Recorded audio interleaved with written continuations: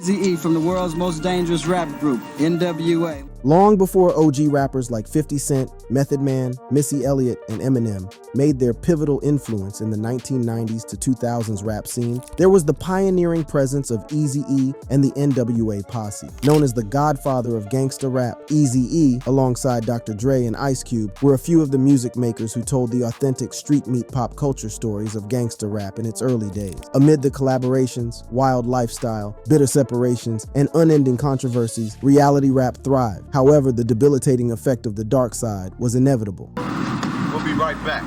Stick around, check it out. Be right back.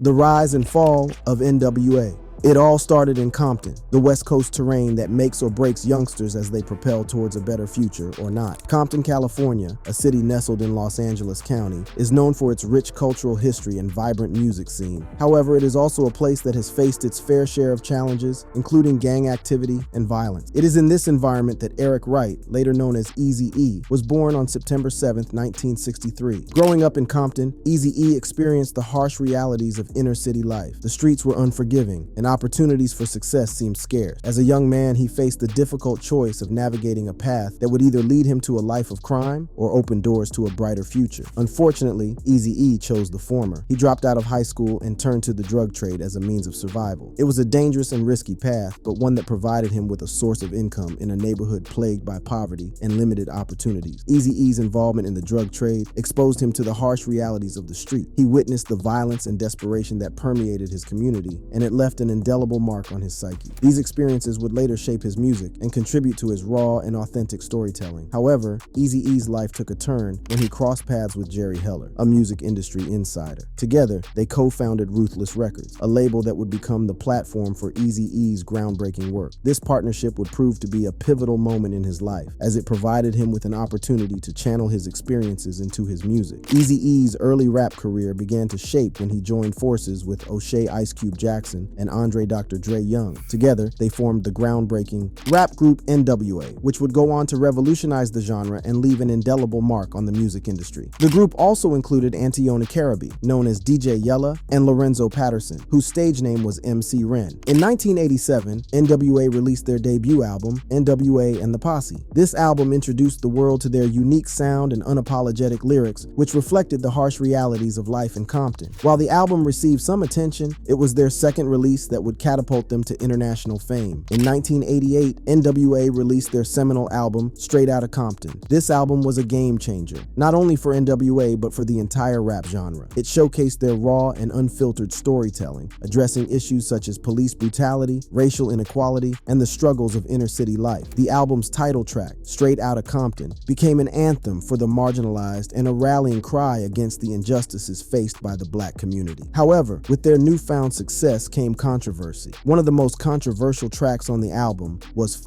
the Police. This song directly confronted the issue of police brutality and sparked outrage among law enforcement agencies and conservative groups. The FBI even sent a cautionary letter to the label housing Ruthless Records, expressing their concerns about the song's message. The government also took issue with other tracks, such as Gangsta Gangsta and I Ain't the One. These songs, which delved into themes of street life and the struggles faced by those living in impoverished neighborhoods, were seen as glorifying violence and criminal activity. The controversy surrounding NWA's music didn't end with government scrutiny. They also faced resistance from mainstream media outlets who refused to play their songs on the radio or feature their music videos on MTV. This only fueled NWA's determination to challenge the status quo and fight for their right to express themselves freely. Despite the controversy, Straight Outta Compton became a commercial success, reaching double platinum status and solidifying NWA's place in music history. The album's impact went far beyond record sales. It ignited a cultural revolution and gave a voice to a generation that had long been silenced. Eazy-E, in addition to his work with NWA, also pursued a solo career. In 1988, he released his debut solo album, Eazy Does It. This album showcased his distinctive style and further established him as a force to be reckoned with in the rap world. It featured collaborations with various members of NWA, highlighting the collective talent and chemistry of the group. While NWA was riding high on their newfound fame, tensions within the group began to rise. Ice Cube, feeling that he was not being properly compensated for his contributions contributions, made the difficult decision to leave NWA in December 1989. Ice Cube's departure from NWA was primarily driven by financial disputes and creative differences. He, along with Dr. Dre, felt that they were not receiving their fair share of the profits generated by the group's success. They realized that their contracts with NWA's manager, Jerry Heller, were not in their best interest. NWA's decision to continue without Ice Cube led to tensions and animosity between the former group members. Ice Cube, feeling betrayed by his former colleagues, unleashed his fury in a scathing diss track titled No Vaseline. The track exposed the alleged betrayal and called out NWA's support actors, as Ice Cube referred to them, stressing their reliance on silly outfits and appearances in R&B music videos. Following his departure from NWA, Ice Cube continued to thrive as a solo artist. His debut album, America's Most Wanted, was a critical and commercial success, solidifying his status as a formidable force in the rap game. No Vaseline became one of the most legendary diss tracks in hip-hop history, solidifying Ice Cube's status as a formidable solo artist. The track not only highlighted the creative differences and financial disputes within NWA, but also exposed the underlying tensions that had been simmering beneath the surface. Meanwhile, NWA presented two new releases following Ice Cube's departure. The first was the EP 100 Miles and Running, which showcased the group's resilience and determination to carry on. The EP received critical acclaim, but it was clear that NWA lacked the same impact without Ice Cube's distinctive voice and storytelling ability. The second release after Ice Cube's departure was the album For Life, also known as Eagle for Zaggin. While the production and sound quality improved, the absence of Ice Cube was palpable. DJ Yella himself acknowledged that it would have been great to have Ice Cube on the album, but they had to make the best of the situation. How Suge Knight met Eazy-E. On the heels of Ice Cube's exit from the formidable NWA, Dr. Dre also decided it was time he moved on with a solo rap career. The year was 1991, and tensions were running high within the iconic rap group NWA. Dr. Dre, a key member and the group's producer, had become increasingly disillusioned with the direction of NWA and the financial constraints imposed upon him. It was during this tumultuous time that Dr. Dre made the bold decision to leave NWA and embark on a new chapter in his career. Dr. Dre's frustrations stemmed from the financial disparities within NWA. Despite their immense success, he felt that their paychecks did not reflect their contributions and potential. This realization, coupled with his desire for creative freedom, led him to seek a new path. Enter Suge Knight, a formidable figure in the music industry known for his business acumen and intimidating presence. Suge Knight had been a friend of Dr. Dre's cousin, Serge Jinx, and had heard Dr. Dre's talent firsthand. Recognizing Dr. Dre's potential and the opportunity to create something groundbreaking, Suge Knight approached him with a proposition that would change the course of hip-hop history. The doc also played a significant role in how Dr. Dre met Suge Knight. In a series of conversations, Dr. Dre and Suge Knight discussed their shared vision for a record label that would prioritize artistic freedom and fair compensation for its artists. Dr. Dre saw this as an opportunity to break free from the constraints of NWA and create a platform where he could fully express his creativity. To fully understand Dr. Dre's decision, it is crucial to examine the financial landscape of the music industry at the time. Dr. Dre's contract with NWA's label, Ruthless Records, was far from favorable. According to court documents, Dr. Dre discovered that he was receiving only a small percentage of the profits generated by his work. This revelation infuriated him and fueled his desire for change. Suge Knight, aware of the financial disparities faced by Dr. Dre, asked to see copies of his contract from Jerry Heller, NWA's manager. Upon reviewing the terms, Suge Knight realized that Dr. Dre had been dealt a particularly unfavorable hand. Dr. Dre's contract with Ruthless Records left him with little control over his own music and a meager share of the profits. Armed with this knowledge, Suge Knight approached Dr. Dre with a proposal that would give him the creative freedom and financial compensation he deserved. Suge Knight offered to help Dr. Dre start his own record label, which would later be known as Death Row Records. This new venture would allow Dr. Dre to have complete control over his music and the opportunity to build a roster of talented artists.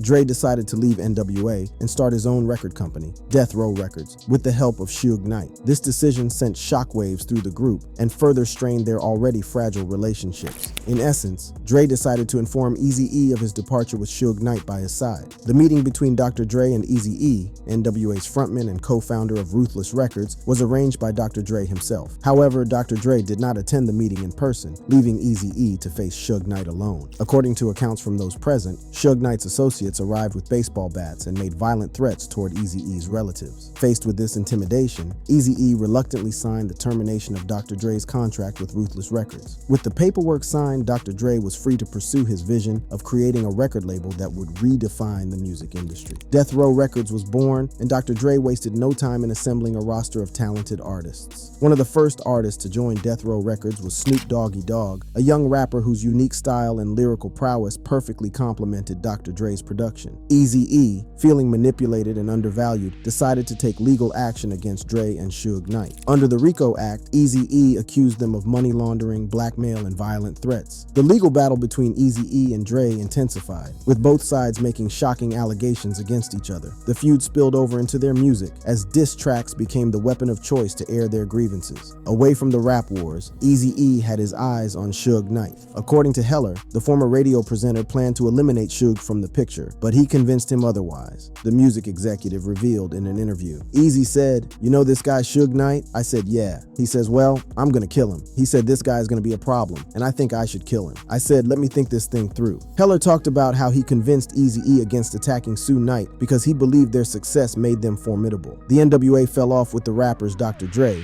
Eazy-E, and Ice Cube leading separate lives. However, Eazy longed for them to come back together again. Despite the tensions and animosity, there were attempts to reconcile and reunite. NWA Eazy-E, in particular, expressed his desire to bring the group back together. He met with Ice Cube to discuss the possibility of a reunion, but unfortunately their plans were cut short by tragic circumstances.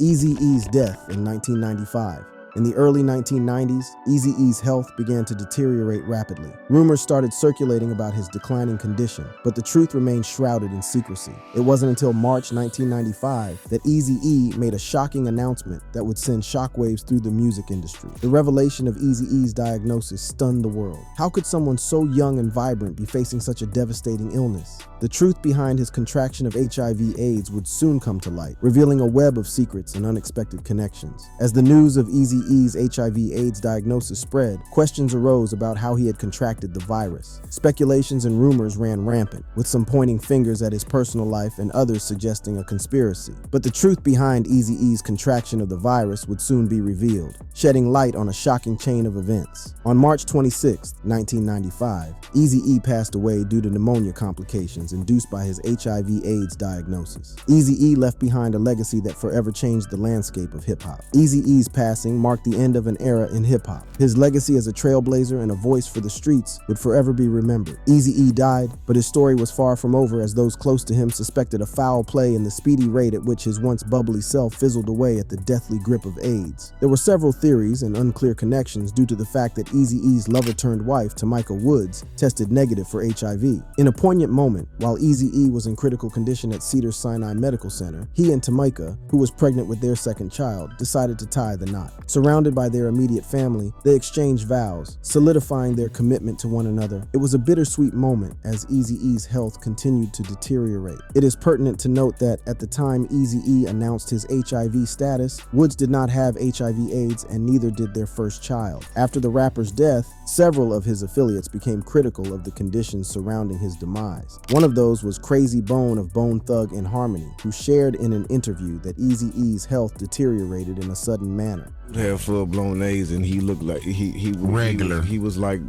still had his weight, still cocky, still looking like a regular dude, and it just came about all of a sudden, you know what I'm saying? Crazy Bone added, he was really built like a little tank, looking like a regular dude. It just came about all of a sudden. He was really built like a little tank. Crazy Bone also mentioned that Eazy-E did not suffer some symptoms usually associated with AIDS. During the interview, the rapper made further eye-popping claims as he categorically stated that he had a reason to believe Eazy-E was injected with the HIV virus. Crazy believed that it was a deliberate act by individuals who wanted to silence Eazy-E. He further revealed that Eazy-E was not just a rapper, but the voice of the streets. Crazy Bone acknowledged that he understood the skepticism surrounding his claims, but he alleged that he carried out investigations. The rapper believed that there were individuals within the industry who had a vested interest in silencing Eazy-E. He added that although he could not reveal the details, there was assurance that the truth would surface. As the news of Crazy Bone's interview spread like wildfire, theories began to emerge, each offering a glimpse into the hidden truths behind behind Eazy-E's untimely passing. Rumors swirled about powerful individuals who sought to silence Eazy-E, fearing the impact his voice could have on their carefully constructed empires. But who were these mysterious figures, and what motivated them to orchestrate such a heinous act? BG Knockout, another of Eazy-E's associates, shared his doubts about the true story of the music maker's death. BG Knockout, born Arlandis Hinton, was a rising star in the West Coast rap scene. He had collaborated with Eazy-E on several tracks, and their chemistry was undeniable. But as the news of Eazy-E's death spread, BG Knockout couldn't shake the feeling that there was more to the story. The rapper who appeared on Eazy's iconic single, Real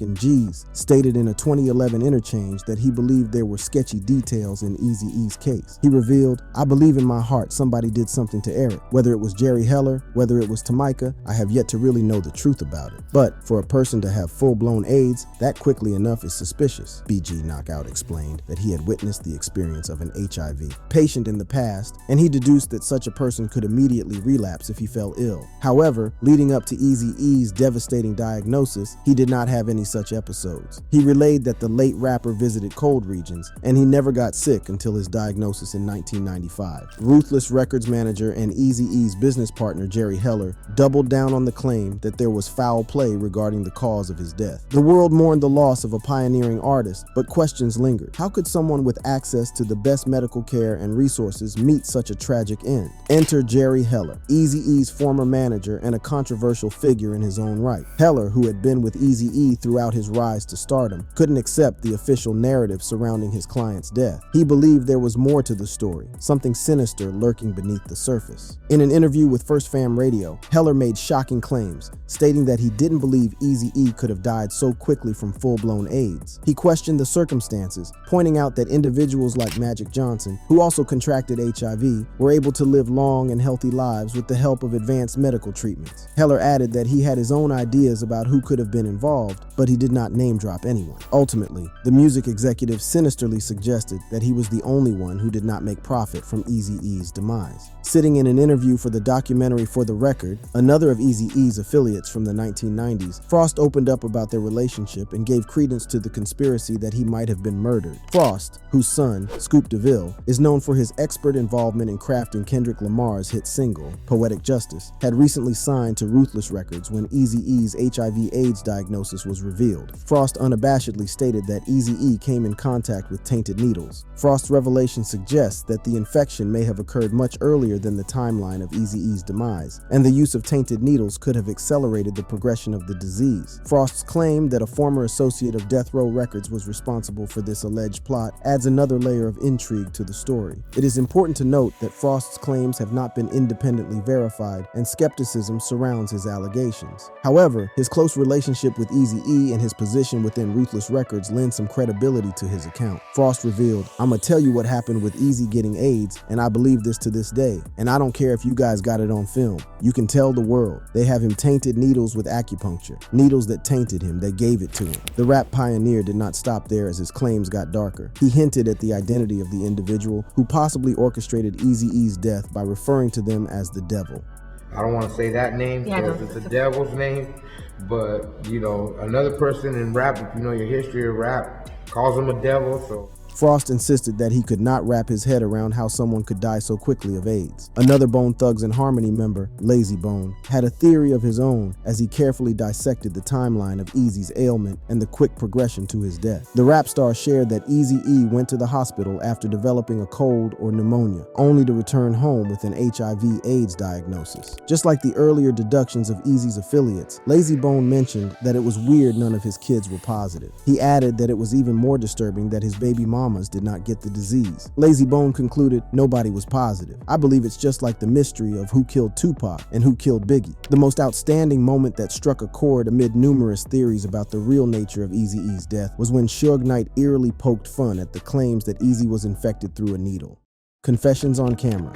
This theory gained further traction when Suge Knight, the notorious music executive and former CEO of Death Row Records, made a shocking statement during an appearance on Jimmy Kimmel Live in 2003. During his interview with Jimmy Kimmel, Suge Knight made a startling revelation about Eazy-E's death. He claimed that there was a new method of murder involving injecting someone with blood from a person infected with AIDS. Suge Knight insinuated that this slow death was similar to what happened to Eazy-E. While he didn't explicitly confess to any involvement, his words raised eyebrows and added fuel to the conspiracy fire. The infamous gangster said to Kimmel, "See, technology is so high, so if you shoot somebody, you go to jail forever. You don't want to go to jail forever. They have a new thing out. They have this stuff they get blood from somebody with AIDS, and they shoot you with it." Yeah. Slow death.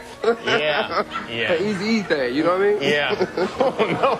Suge Knight then referenced Eazy-E's death conspiracy. According to Suge Knight, Eazy-E's death was not a result of natural causes, but rather a deliberate act of murder. He suggested that someone intentionally injected Eazy-E with tainted blood, causing his rapid decline and eventual demise. This shocking claim sent shockwaves through the hip-hop community and reignited the debate surrounding Eazy-E's mysterious death. Eazy-E's daughter, E.B. Wright, also shed light on the volatile relationship between her father and Suge Knight. She revealed that Knight not only physically assaulted Eazy-E, as depicted in the movie Straight Outta Compton, but also pulled a gun on him. These revelations further support the notion that there may have been more to Eazy-E's death than meets the eye. Eazy-E's son, Young Eazy, also took to Instagram to make a startling claim that sent shockwaves through the hip-hop community. In a post on his Instagram account, Young Eazy boldly declared that his father was not a victim of natural causes, but rather the target of a calculated murder. "I've always known that my pops was killed," Young Eazy wrote. "His death never made sense to me, and maybe they think we're just blind to the truth. But for all the new fans, youngsters, and people who don't know much, I want to shed some light on the situation." Young Eazy points to the 2015 film Straight Outta Compton as evidence of foul play in his father's death. In the movie, Eazy-E's health deteriorates after an altercation with Suge Knight in the studio.